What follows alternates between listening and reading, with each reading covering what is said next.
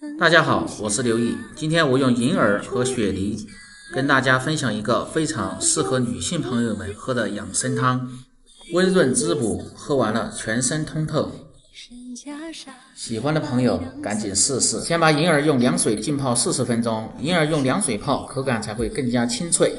准备一个雪梨，洗净后去核，切成小丁儿，梨皮不要去掉，梨皮是很好的中药材，可以起到清心润肺的作用。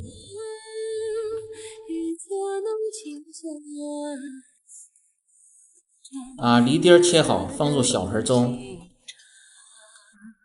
准备一把红枣，枣核是热性的，一定要去掉。切好的红枣放入碗中，把泡好清洗干净的银耳黄色的根部切掉不要。多吃些银耳可以提高肝脏的排毒能力，滋阴润肺，美容润肤。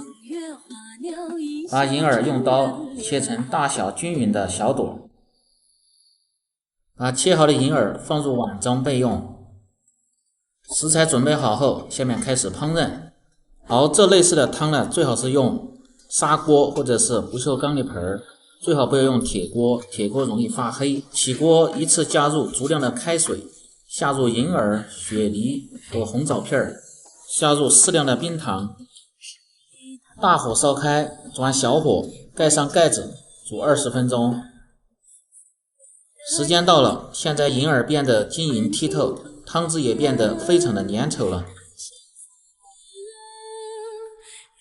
加入一把枸杞，再煮2分钟，就可以美美的享用了。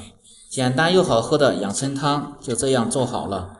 女性朋友们常喝这个汤，不仅清肝排毒、滋阴润肺，还可以美容养颜。经常喝，气色一天会比一天好。喜欢的朋友记得帮忙关注、转发、收藏，谢谢你的观看，我们下期再见。